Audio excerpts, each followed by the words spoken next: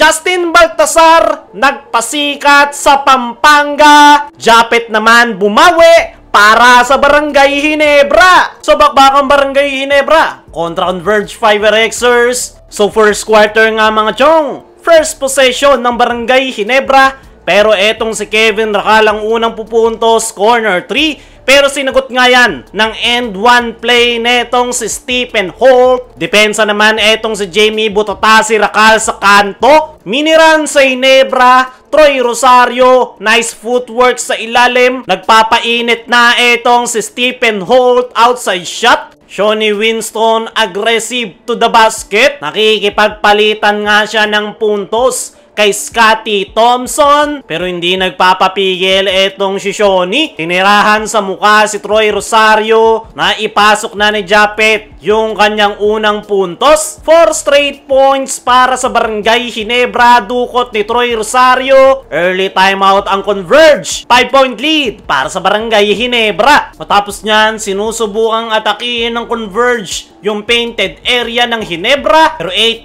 run ang sagot dyan ng Ginebra.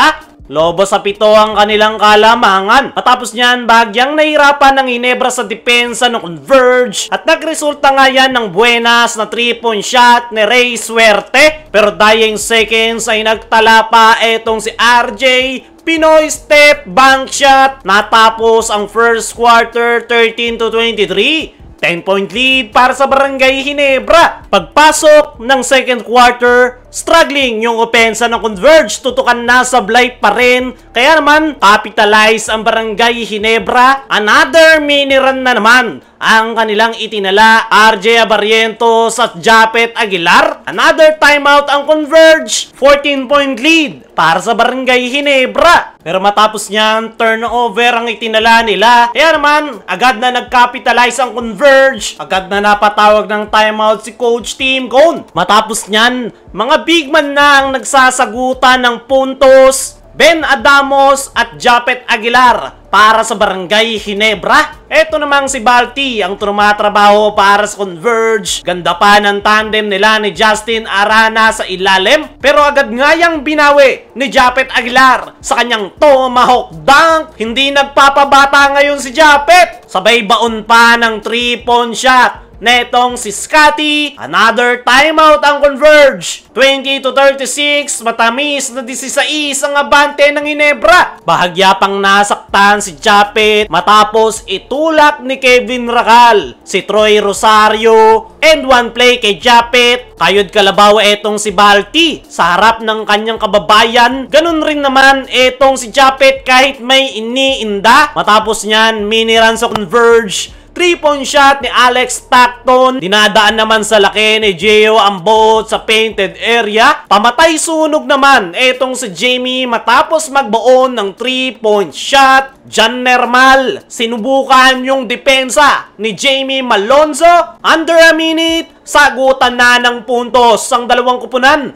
Hustle ni Scotty. Gio Ambohot naman, walang makaabot sa loob ng painted area. Pero nakita ng butas si Troy sa ilalim. Easy basket. Nagpahabol pa ng tip-in si Stephen Holt. Kaya naman natapos ang first half 34-50. Tamis na 16 ang abante ng Barangay Ginebra. Leading scorer si Japet with 13. Baltasar naman with 7 para sa Converge. Pagpasok ng third quarter, mainit yung panimula ng Converge 5RXers. 6-0 run yung kanilang panimula. Baltasar, dominante sa ilalim. Pero pamatay sunog nga etong si Japet at Stephen Holt. Fast break sa kabilang dulo. Matapos niyan, pisikalan etong si Troy at Justin Baltasar. Justin Arana, todo kayod sa loob ng painted area. Pero counter run yung sagot dyan ng Ginebra. Pull up jumper ni Jamie. Nagawa namang makalusot ni RJ Abarientos. Balik sa 14 ang kalamangan ng Barangay Ginebra. Matapos yung timeout na yan, Baltasar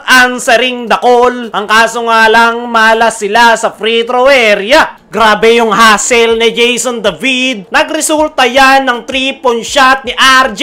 Pero Justin Baltasar, hindi mapigilan ng Ginebra. Kanya lahat ang rebound. Napa-timeout si coach team. Mabasa 11 ang kalamangan ng Ginebra. Pero Scotty, answering the call for Ginebra, 3-point shot. Japet naman napahiga na lang sa sobrang pagod. 3 ba naman yung dumepensa sa kanya sa ilalim? And 1 play kaya natapos ang third quarter. 54-67, 13-point lead para sa Barangay Ginebra. Pagpasok ng fourth and final quarter, 3-point shot ang unang pangbungad netong si Alex Stockton, pero agad yang sinagot netong si RJ Abarrientos. Palitan lang ng puntos. Justin Arana sa ilalim, si Japet ang sasagot niyan para sa Barangay Ginebra. Magbabaon ng long 3 itong si Garcia, pero agad yang sinagot ni Jason David. Corner 3-point shot. Scotty Thompson naman, iniwanan lang yung depensa ni Balti na natiling compose ang Ginebra at nakuha nila ang panalo.